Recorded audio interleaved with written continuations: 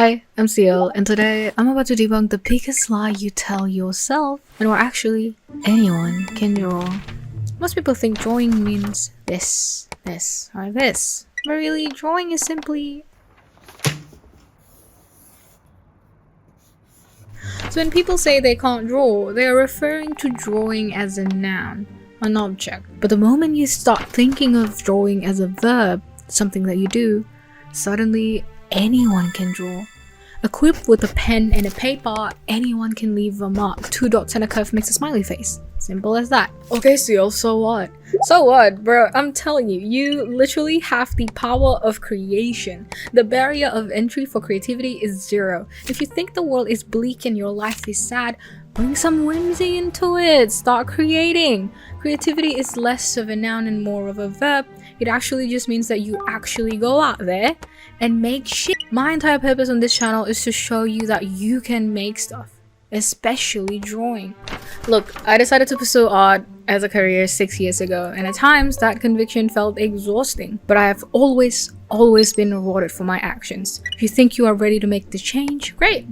I'll give you a simple 3-step guide to get you started. Keyword, started, alright? It's not gonna cure your brain rot overnight, but it will start your journey for a better, more fulfilling days to come. Alright, step 1. Pause. Literally take a moment, pause, and actually ask yourself, what am I doing? Usually, when you have your phone on you, you would default to scrolling when there is a pocket of time while you're waiting, while you're switching between tasks, you would pick up your phone and then start scrolling. But for me, firstly, I don't have my phone on me all the time, but if I do default to picking up my phone, I would have nothing to open. So I have created a space, a situation, an environment where literally scrolling is not favored, and that helps me to be able to pause. It makes me be able to actually take a moment and be like, okay, what am I gonna do now? So this usually happens to me when I'm switching between tasks. Like, let's say I just finished a drawing and I have other things to do, but before I do those things, I need like some time for my brain to rest, right? And usually I would pick up a phone, or sometimes I scroll youtube.com, but I am learning and exercising and practicing to just pause, literally just take a second and go, Ciel, what do you want to do now? Like, do you actually want to go straight to work? Do you want to go grab a drink first? And that I find really helps to get out of the loop to begin with. Now the second step, what to do instead. The easiest way to kind of put this is to reach to your hobbies, right? For me, I have a personal reason why I am motivated to be spending time outside of social media, because after I doom scroll for an extended amount of time, let's say like 5 hours in a week, I would feel very terrible every time I finish doom scrolling. I just feel shit, and why would I want to be feeling shit every day if I know what course did? Why would I keep doing it? So that is why I have this kind of motivation to just do something else that would make me feel better.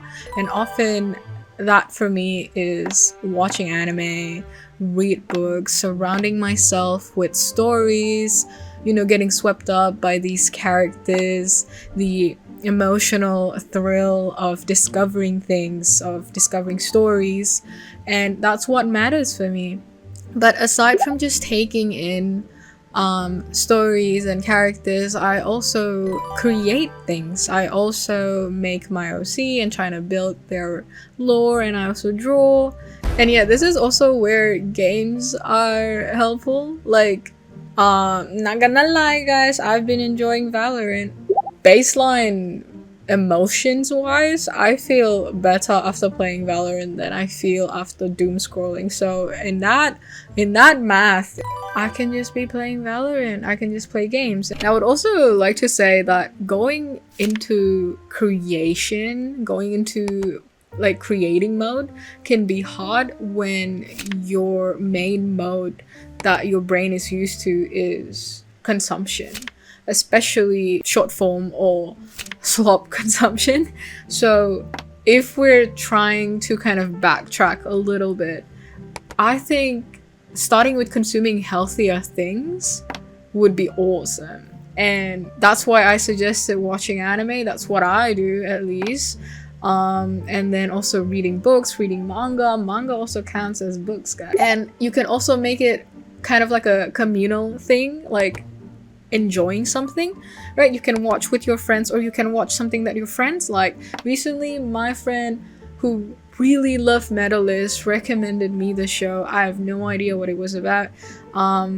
And I gave it a try, and it's amazing. I love Medalist. It's very, very good. The story is very, very heartwarming. It's gut-wrenching. It's everything. It's awesome. I love it. You can kind of have this connection and celebration with your friend where you guys bond over the same thing. I don't think you can find this sort of connecting over short jokes on Instagram. I don't know. I'm not in that sphere, if that sphere exists, but I feel like connecting with people through media that has gone through so much work by so many people, or even just one author, is so much more meaningful. All right, step 3 is less of a step and actually more of a little advice for me to you, and that is to make things for yourself. More than anything, make it for yourself. Not for the algorithm, not for someone else, just for you. In terms of practical advice, however, I would recommend you watch this video by Saltoons. They basically broke down the entire process of drawing, building up from shapes into complex anatomy drawings. It gives you a pretty good idea of, oh, that's how drawing is. That seems doable now in a very short amount of time as well. So I highly recommend you watch that.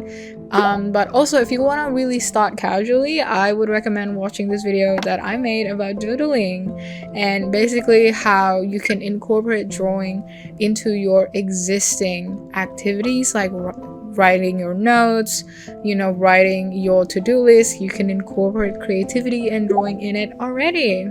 Finally, if you're serious about drawing, or you're looking to start drawing seriously, I also have this tier on my Patreon where I give people personalized feedback. So basically, if you are in this art journey and you feel stuck or you feel lost where to start, I am here to help you and basically kind of help you navigate the position that you're in as someone who has been kind of learning art by himself for the past 7 years. I find that in the roadblocks where I feel really lost and I'm like, oh, I don't really know what to do now, I don't know what's wrong, getting help from other artists, other more experienced artists, and having them tell that, oh, this is kind of like what's happening right now, this is what you should look at, what you should study in order to get better, really, really helps me to feel like, oh, I know where I'm going now. So this sort of feedback kind of gives a roadmap for the next few months, let's say, for where you're gonna study, where you should kind of point your attention to in terms of studying for art. And so because I feel like I've been helped so much in the past because of it, I feel like in this position where I've kind of accumulated a pretty good amount of knowledge, I want to give back to other people as well. And finally, if you've watched this far, thank you so much, literally, to every single one of you who watch my videos, every time who commented, come to my live streams. Thank you so much, and as always, thank you so much to all my Patreons for your financial support. It really means the world for me. I also have a couple interesting and fun videos planned for the next couple of months, so if you haven't been subscribed already, I think this is a good time to subscribe and also join my Discord server. Alright, that is all. Thank you, bye!